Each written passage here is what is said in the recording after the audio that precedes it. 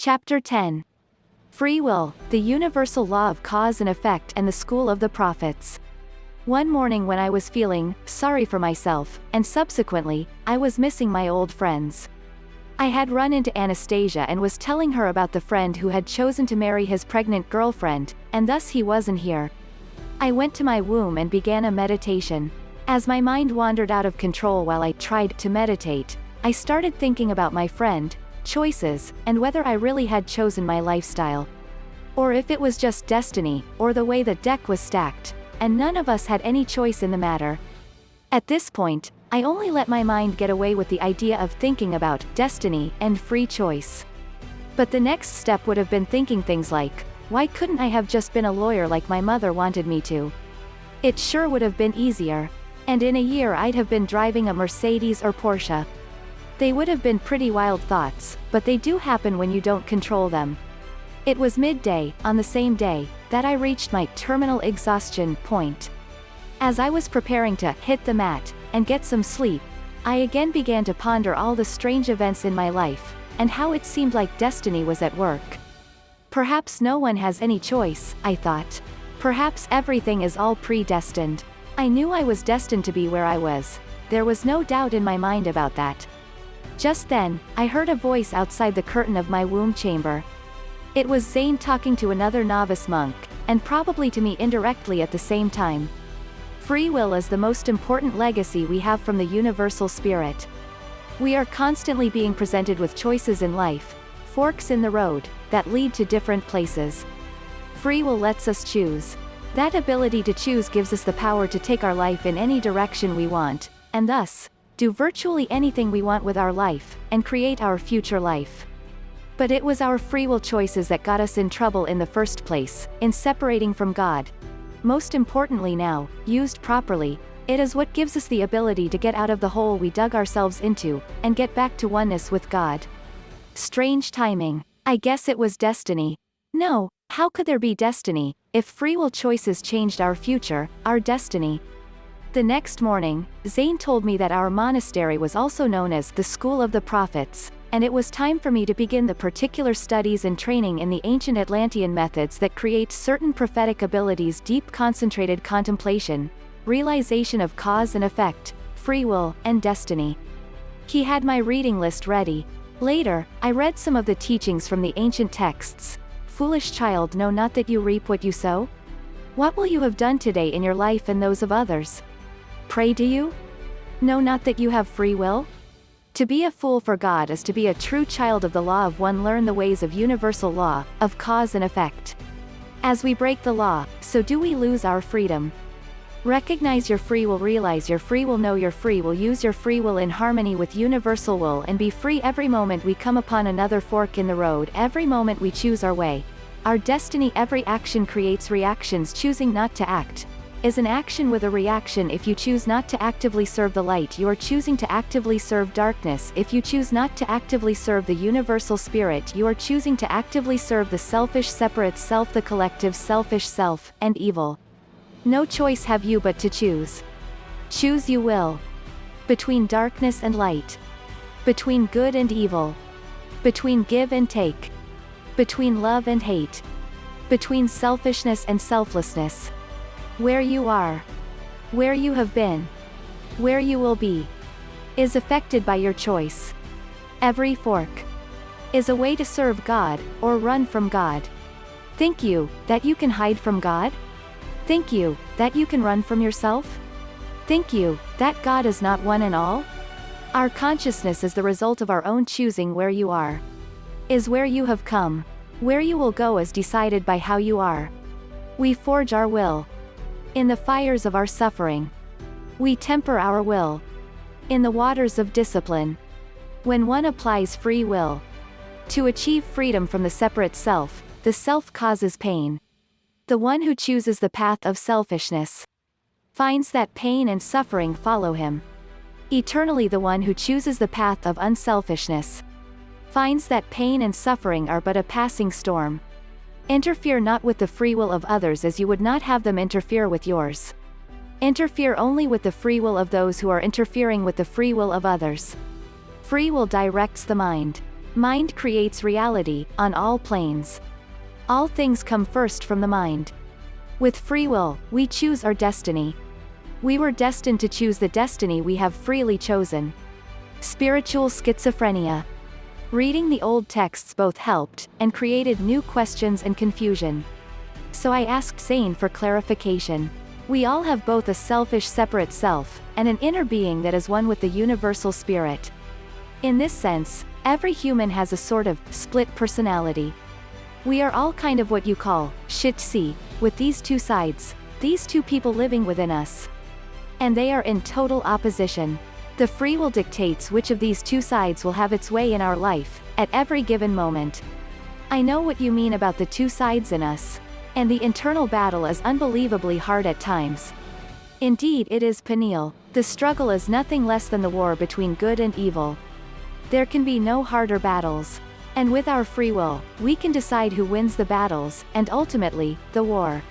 Sometimes we have thoughts and feelings that are from one side, sometimes from the other. Have you ever seen the old cartoons in the movie theaters, where the devil is sitting on one shoulder and an angel on the other, both whispering in our ear, trying to influence us one way or the other? Then one of them finally wins out. Well, how does one of them win out? One side is stronger than the other within us? Yes, generally, but no, that is not why one side wins out over the other, just which side may have more voice or influence. One side wins out over the other, simply because we use our free will to choose which side we will go with, which side we will lend our mind to, our attention to, our thoughts to, and ultimately, which side we will lend our actions to. Free will is the one thing that gives us the ability, the power, to choose between our negative self and God. And the results of our choices change everything in our life, and the lives of others. But it seems like in some people the bad side is stronger, or the good side is stronger, and the influence is so strong that it's not just a matter of a balanced free will choice. Excellent perception. Every person has a different level of consciousness. You know, every individual has a different level of how giving, or how selfish they are. Some are higher, leaning more towards the universal spirit. Some lower, leaning more towards selfishness. But what makes that consciousness what it is? Free will? It is the result of their accumulated use of their free will. Thus the world is full of a variety of so-called good and bad people to all kinds of degrees. For instance, some people are just not very nice, on the bad side, and others are really bad, rapists, murderers, etc., more deeply on the bad side. Their consciousness is a result of using their free will over time. For instance, someone who has more often chosen selfishness over time will have lower consciousness than someone who has more often chosen unselfish love. So each individual has made one side primarily stronger than the other. Yet in the worst, there is still a divine spark of universal consciousness buried deep within them, and in the best people, except for the enlightened ones, there is still the seed of selfishness. Thus all can still break from their norm at any time, and make different choices, and change their consciousness, and thus even turn their lives around. Just by applying free will, one step at a time. Building a new life, one stone at a time. Are you not in the process of raising your consciousness by using your free will to override your past habits and consciousness? Free will and suffering. Yes, I am, and I do see the results. But Father, sometimes it is so hard to make and stick to the right choices. It is so hard that it is painful. Sometimes it feels like you're going to die. If you think about it, Peniel, were you free from pain before you started using your free will to become a better person? People who have not become totally unselfishly loving beings, are always in pain, always in internal turmoil. They have an unrelenting unpleasant disturbance within them, that they are constantly trying to emotionally cover up, and get distracted from. They are always trying to distract themselves from this with selfish thoughts and diversions, talking with friends, becoming a workaholic, eating, shopping, sex, affairs, TV, playing or watching sports, games, magazines, etc., etc., even drinking, drugs. They do all these things to run from the part of them that is God within them. But just like there is no running away from yourself, there is no real getting away from God. There is no peace without oneness with God. And there is constant dis-ease, and no rest, for those who are trying to get away from God. As we just discussed, everyone has this spiritual, split personality, composed of selfishness, the devil, side using Christian terms, and universal spirit, the Christ side. We also discussed how sometimes we have thoughts and feelings that are from one side, sometimes from the other. And some of these feelings are painful. But won't it ever stop? We are always faced with choices between our sides, between being selfish, wanting and taking, or being unselfish, considerate and giving. And we find that by making a selfish choice, we create new karma that causes suffering. And the lack of doing God's will, and being separate from God, creates pain, loneliness, emptiness, a gnawing dis-ease deep down. It is the spirit part of us that then seems to be giving us pain. The conscience seems to be giving us pain. But this pain is in truth simply coming from the selfish separate self that is trying to resist the natural flow of the forces of the universal spirit. Sometimes people think that by choosing to run away from God, and delving deeper into a selfish, materialistic life, they can escape the pain. But they never can. The inner voice may get suppressed, and may get hard to hear, but the pain and dis-ease is always there. So it won't ever stop no matter what you do. Yes. But let me finish. You are still thinking that you are suffering new pain by going through the tribulations that will lead you to enlightenment one day. But think about your past with an open mind. Remember what it was like in your life when you hid from the light. Remember the pain of squandering your life in darkness and despair. The more you hid from the light and the more you delved into selfishness, the worse the spiritual ache got. Even as numb and detached as you were able to make yourself, even with drugs and alcohol, you still had severe pain and dismal feelings of hopelessness and loss. It can never be any other way when you choose the selfish path. You will always have pain, and you exert constant energy, struggling forever to block out God. And you can never be happy, or have peace. The most you can hope for with a selfish path, is temporary pleasures, what you call, get-offs. And the pleasure you get from temporary get-offs never fully satisfies, it always leaves you wanting more. And what's worse, is that you have to pay for the get-off, with an equal measure of its opposite. And what's the opposite of pleasure? And on top of all that pain, life also keeps hitting you with the results of your karma. It only happens once in a while, but it's bad when it does. You know what I mean. Think about the worst times in your life, your darkest hours, the times life hurt you, leveled you, brought you to your knees in pain. Why do you think it happened? What was life telling you? What was God telling you? And when you were hit with such pain, didn't it force you to be introspective? To question your life, or life itself? At least for a moment? Yes. That is why I searched for spiritual answers to life, searched for God, and peace of mind. But it is like my pain is getting worse now that I am spiritually growing, and doing the right thing with my life. Shouldn't the pain be getting less? It is a different kind of pain, from a different source. You see, suffering is what brings most people to the spiritual path in the first place. They eventually realize that the only way to end the kind of suffering they are experiencing, is to turn back to God, to abandon selfishness, to be kind, caring, giving, unselfishly loving. But once they really start the process of spiritual growth, they find that they are experiencing a great deal of pain from the self, from their ego. Rather than the aching of the spirit, and the pain of dealing with your own negative creations, your karma, the self begins throwing a tantrum because it is not getting its way. It begins to manufacture contrived thoughts and emotions to give you pain. Extreme pain. Like you said, sometimes it feels like you're going to die, it gets so bad. That's because your separate selfish self is facing a death of sorts. And the closer you get to killing your selfish separate self, the more it gives you pain. It lashes out wildly like a cornered animal fighting for survival, which it is. So as it turns out, you have to deal with pain either way, whether you're living a selfish life or an unselfish life. So why not just go with the selfish path? Zane's intensity level jumped several notches. Because there is one very big important difference. Let's say you choose to give into the selfish side, in order to indulge yourself and to avoid the suffering that comes from choosing to walk a path of unselfish love back to God. If that's what you choose, you will forever be in anguish, in many ways.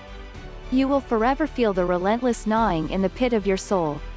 Even if you make nothing but negative choices, and take nothing but the negative forks in the road, it is impossible to ever completely block out the angel on your shoulder who causes the gnawing pain. Because as long as you have life, you have a soul, you have spirit and an inner being dwelling within you. You must have the spark of spirit animating you, within you, or your body dies. Thus, you will always have that pain. And you don't just have the spiritual pain and the conscience pain, you are still stuck with pain the self gives you, and not just a little pain. Do you think you shed the pain of selfish emotions such as insecurity, greed, anger and jealousy when you choose the dark selfish path? No, you know that your most selfish hours have given you the most pain. It is your dark times when you have felt the terrible emotional pangs of jealousy, or anger or even hate. The selfish path is the one that actually creates jealousy, builds jealousy, and all the other painful and pointless emotions. For instance, jealousy is nothing but one of the tentacles of selfishness. Possessiveness is selfishness, and it's accompanied by the terrible feelings of insecurity, and jealousy, and whether it's a little kid screaming, "Mine," over a toy he doesn't want to share, or a big kid screaming mine over the ultimate possession, a human being, a lover or mate, it's all the same. If you think you're going to get away from self-pain by choosing the selfish path, think again. All you get is a spoiled self that is out of control. Just look around you, look at the normal relationships people have. They are full of turmoil and terrible pain. People in normal, selfish-based relationships constantly cheat on each other, hurt each other emotionally, physically hit each other, and even kill each other, all the while feeling awful pain. And you will also still have the pain and suffering from your negative karma coming back to you. And it feels all the worse because you have not developed the ability to transcend yourself at all. Just the opposite, you've chosen to be fully entrenched in yourself. You've chosen to float in the sea of possessiveness, jealousy, greed, lust, hate and anger. Plus the choice of the selfish path keeps creating more negative karma, that will keep coming back to cause you more pain and suffering. So again, we are just all destined to suffer no matter what we do. Yes and no. The type of suffering you are experiencing now, will vanish when you reach the end of your path, and become enlightened. And you have already rid yourself of the pain you had in your past that made you want to commit suicide, have you not? Yes, no question about that. If you choose the path of light to avoid the suffering and pain that comes from living selfishly and separated from God, you no longer have the spiritual pain, or the conscience pain, or the pain of an out-of-control spoiled self on a rampage. That is over for you. Sure, you will have to live with the pain that the self gives you now, in fact more of it for a while. They are your growing pains. And it may even include jealousy and anger. But it is only temporary, you will eventually lose the devil on your shoulder.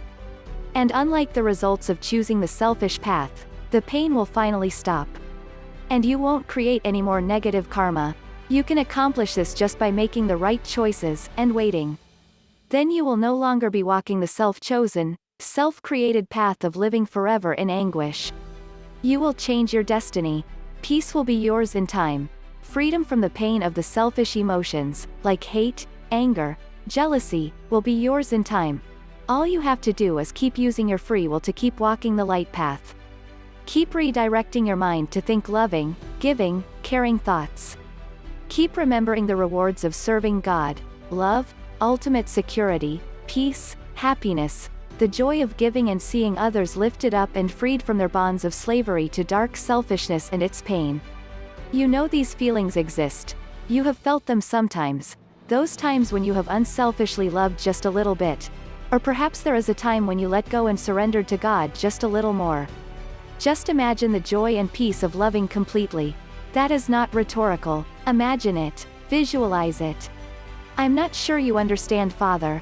I have no doubts about my choice. I am not wavering in my conviction. There is no way I would ever turn away from the path of unselfish love. It was just that this pain was getting so bad that... You think I don't understand? I'm sorry, I forgot. I know you understand better than I. Then I said a positive affirmation to myself. I will explain the use of affirmations in a later chapter. Remember, I have walked the same path you are walking now. As have so many others before me. I know it well. I know it better than you. And like I said, your pain will end with enlightenment. Thank God. I will. You have not yet even faced the worst of the pain yourself is going to throw at you to prevent its ultimate loss of control, and prevent your enlightenment, so be prepared. I can handle it now that I know it's going to end. Don't rest on your laurels, Peniel. You are doing fine, but don't be too certain of yourself, or yourself will snare you. Until you have achieved universal consciousness, there is always a chance of you turning away from the light. Be prepared, and don't sit feeling confident. Feel committed, and affirm that commitment daily. Think positive, good thoughts, but be vigilant, not complacent, not focused so much on your pain, but not so confident either. If you are not vigilant, your selfish separate self will sneak up behind you when you least expect it, and when you think you are being your most spiritual, it will turn it to its advantage, and take control. Spiritual ego is the greatest and one of the final dangers on the path. All of you reading this, have experienced at least some of what Zane was talking about in the above segments. Some of you may have even tried a spiritual path, and encountered pain, and then resisted your path. You lived in pain and darkness before, and now you live on the edge of light and love, but you are still in pain and darkness. Why? In order to start the process that will ultimately free you from the pain of the selfish separate self, you must fully commit to a path of unselfish love, and apply your free will with constant conviction, even in the face of the pain the self will throw at you. If you don't, you will keep wavering back and forth, you will keep getting pain from both sides. One side gives you some pain, then the other, then the other. You don't get more total pain, mind you just keep getting it from different sides, and you just keep doing it on, and you don't make any progress towards permanently ending the pain. It can become an endless cycle. It's a trick of the negative self, and it can keep you a slave to self, a slave to the forces of darkness, and in an endless circle of pain forever. All the while thinking you at least tried, or are trying, to walk the spiritual path, but it was just too hard or too painful. Open your eyes, your mind, and look at it objectively. It is far more painful not to walk the spiritual path. I know, I have seen it from both sides now. You can also see a good example of this in one of the stories about Jesus that still remain in the Bible, and the scriptures of many other religions. The story of Jesus' internal suffering in the garden before his arrest demonstrates that Jesus had learned this lesson well, and exhibited conviction in even the most dire circumstances. As Jesus was awaiting his arrest, he contemplated the terrible trials and tribulations he knew he would suffer in the immediate future, unless he chose to change course. The time was up, and his disciples gave him no comfort or support. Even though he had asked them to stay awake and meditate with him that night, they slept, and left Jesus alone with his agony. Jesus communed with the universal spirit, and asked to have this cup taken from him, but only if it was within the will of the universal spirit. A cup is a symbol of receptivity, and in this instance symbolized his receptivity to the will of God. And in this case, it meant all that suffering he would encounter, using his free will to follow the will of God.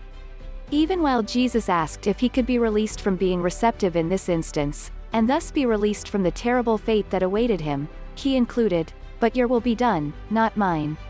While no one wants to suffer, or really looks forward to experiencing the pain that may accompany doing their duty, or meeting their karma, the truly wise know that if we do not align our will with the will of God, and do the will of God, the subsequent suffering and repercussions are far worse, and will never end. True happiness and freedom are only found in aligning our will with universal will. Bottom line, if you want the pain to stop, you need to decide to take the path of love, no matter what you encounter, and you need to want to change, and you need to maintain your conviction to accomplish your goal, once you really set it. Then simply apply yourself consistently, with all the tools at your disposal. The free will of others. Later in the day, Rousseau, one of the other adept monks, revealed more of the teachings on free will, including some on its intricacies as it relates to others. The issue of free will is involved in two primary tenets of the children of the law of one. First, honoring the free will decisions of others is considered vital and absolute. The only time one should interfere with another person's free will is when the other person is inflicting their will on someone else. In other words, if someone is forcing someone else to do something against their will, or harming someone else against their will, we can intervene without breaking universal law. But when it does involve an infringement of someone else's free will, it is a very different situation. Universal law dictates that we are not to interfere with the free will of others, regardless of whether or not we think their actions are wrong. Even if we think someone is going to harm themselves, we should always honor their right to do so. Even if we know for certain something is wrong or the person will get hurt, other than warning them about the effects they are causing, we are not to interfere with their freedom. Our free will. The other tenet is recognizing and utilizing our free will. You have free will. It sounds simple and obvious, but it is not really accepted by most people. When you truly realize that you have free will, it empowers you totally. But it also makes you responsible, and gives you responsibility. Realizing your free will gives you the responsibility of being the main creator of your life. Realizing your free will gives you the responsibility of choosing between the powers of light and of darkness, between selfishness and unselfish love, between your separate self and God. Because most people really don't want to take responsibility for what happens with their lives, they don't really want to truly accept the idea that they have free will. Yet they are still using their free will to make these choices all the time, even if they supposedly do it unconsciously. And of course, taking this unconscious way of choosing will almost always end up with the choices being made in favor of the dark, the selfish. You can take a road to anywhere, and anywhere you are, you took a road to the next day. We began learning more about how the use of free will and universal law create various destinies, and the paradox of it all. Having free will means you have the ability to choose the direction you will go on the path that lays before you now. By choosing your direction, you bring experiences into your life. This is where free will interacts with the universal law of cause and effect. Have you ever said to yourself, "I didn't do anything to deserve this," or, "Why is this happening to me?" Wallowing in self-pity with such attitudes is not only fruitless, it is destructive. Thinking that someone else, or something else, is responsible for your experiences is a trick of the separate self, an evasion of your own responsibility. You are never really a victim of circumstances. Where you are at right now is where you have come to through the effects of your actions. We are all cosmic farmers. All is subject to the universal law of cause and effect. You reap what you sow. A plant you water and feed will thrive, the one you do not will die. Take a good broad look at the history of this planet and you can see this law in operation in all things. The word karma is often used to describe effects that are due from causes that have been initiated. For example, getting killed could be called your karma for murdering someone. Sometimes karma is more subtle or complex than that, i.e., being poor may be your karma for burning a village. Those who have been trained in prophecy, and are at one with universal consciousness, have fully realized and understood the law of karma, and can also know the details of such things if they need to, if necessary in the flow of universal will. When your personal wants and desires have your attention, you are focusing on and empowering your selfish separate self, and thus thinking and acting from that separate consciousness. When an entity acts thus, it acts in a selfish way, and a negative cause is put into action, and the reaction brings its negative effects. Likewise, when an entity acts in an unselfish loving way, a positive cause is brought forth and positive effects result. What have you created in your life and the lives of others? When you initiate negative causes, you could be said to be accumulating negative karma. When you get a negative experience coming into your life, a karmic payback could be said to be taking place. The same with positive out, positive karma accumulated, positive karmic payback. I must interject here that karma is often misunderstood by people who really haven't studied or understood it. I knew a lady who vehemently insisted that she had great karma, and her belief and proof of this was solely based in the fact that she drove a new Cadillac and owned 2 houses. The fact that she had to see a chiropractor every day for years because of an accident she had in the Cadillac had nothing to do with her karma, according to her. She was also a very selfish woman who sought to hurt anyone who didn't give her what she wanted. Having wealth and ease is no indication of good karma. Also, just because something awful happens to you doesn't mean that you have bad karma, or that the event is necessarily a karmic payback for a negative thing you have done. Oddly enough, karma is not the only thing that can be behind an apparently negative or positive event. Negativity seeks positivity so it can neutralize itself. Look at the lives of the great beings of history, the saints and teachers, for instance. Would you say that because they were persecuted, tortured, and murdered, it meant they had bad karma? No, nor was it that they had negative thoughts that drew it to them. The fact is, their very positive natures drew such negative response, because this world is ruled by negative selfish separate selves. The greatest beings have suffered the most. This also occurs because the universal spirit forges its best tools in a fire. To paraphrase an old saying, God falls hardest on those he wants the most. The bottom line regarding the teachings on making sure that all your actions are accumulating good karma, is this. You must be surrendered to the universal spirit, and following the guidance of universal will. More about this later. So how should we deal with bad experiences we have in life that aren't because we're saints? The teachings say that when a bad experience is actually a negative karmic payback taking place in your life, taking the form of an apparently bad event or a challenge, it is giving you a chance to learn from your mistakes. As Zane said to me, how do you react, your choice, to what exists in, and comes into, your life now? The best way for a person to react, is to see the lesson in the experience, realize what life is communicating to you through this experience, and change. Such a change will ensure that the mistake will never be repeated, and thus your future, nows, will be different. Free will and the mind is the construction worker of our lives. Zane told me I could attend a special series of lectures relating to my new studies, and he recommended it strongly. It was quite an honor, because they were to be given by Michiel, and only attended by elder monks. Michiel was very old, according to Zane, far older than 100, yet he only looked about 65. I don't think anyone really knew how old he was, but speculations ran quite wild. The ancient teachings indicated that with a combination of diet, meditation, and energy techniques, a lifespan could be stretched like a rubber band, and that lifespans of 800, 900 or older, were not only possible, but should be the norm. Even the modern Bible indicates average lifetimes were that long for many of the characters in the Old Testament. And now, in recent years, scientists are claiming this as a new possibility, with the right diet, supplements, and stress management. But I'm getting a bit off track. As the head of the monastery, Michiel was more of an adept monk. If we had been Catholics, he'd have been our pope. If we'd been Buddhists, he'd have been our High Lama. Regardless of his youthful appearance, he was very weary, and chronically ill, so these sessions were a great strain on him. Because of his position in the order, and his health, I rarely saw him. But even though he was in great pain, and so very old and weary, in the few interactions we had, he was still very kind and caring, and seemed to have a particular affection towards me. During this lecture, he presented some of the Atlantean children's teachings about aspects of the mind, separation, and free will. As I'm sure those of you here have all heard before, our being has twofold and threefold properties.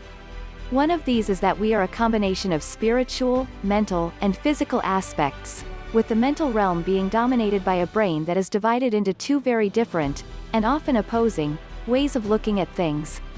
The mental realm is influenced by the other two aspects of our threefold nature, the physical realm on one side, and the spiritual on the other, and the mental is sandwiched in between. On the physical side of the mental realm we have what the teachings call the self-body mind. The self-body mind only grasps things intellectually in a non-abstract, separate, logical, literal, divided, polarized manner. Essentially, to the self-body mind, everything is clearly categorized into two separate divisions. Things are either yes or no, plus or, black or white, etc. Author's note. Very much like a modern computer.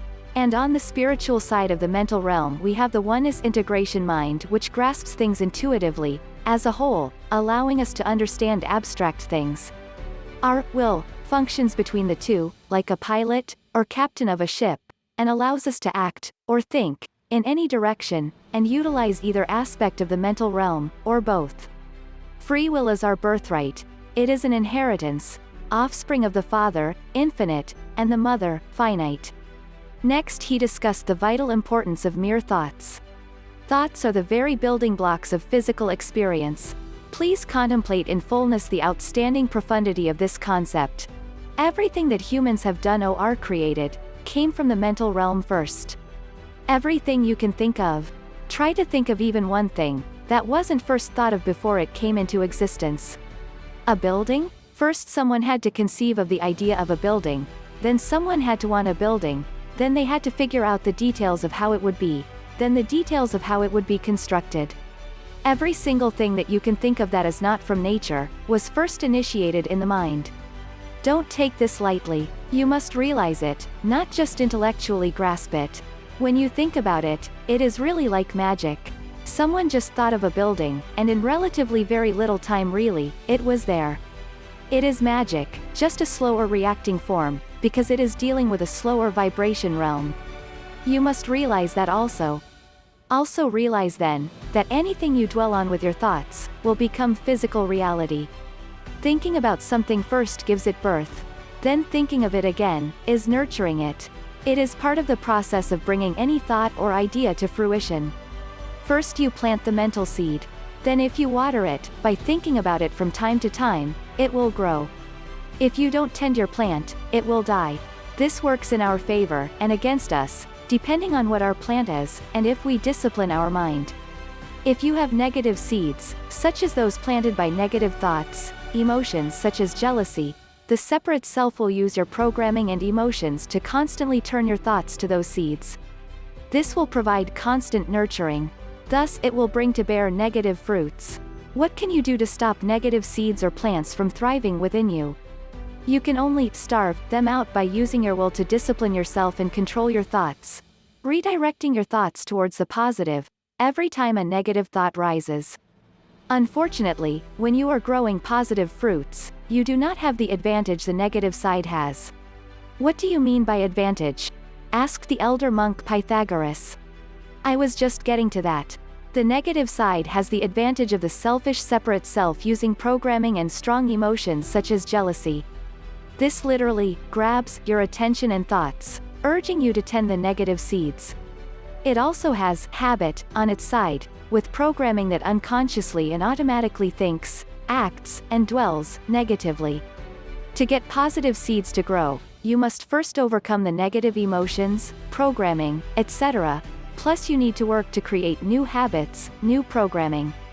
When you are planting positive seeds of virtue, such as becoming a more compassionate person, those too will come to fruition, but only if you discipline yourself to mentally tend your plants regularly.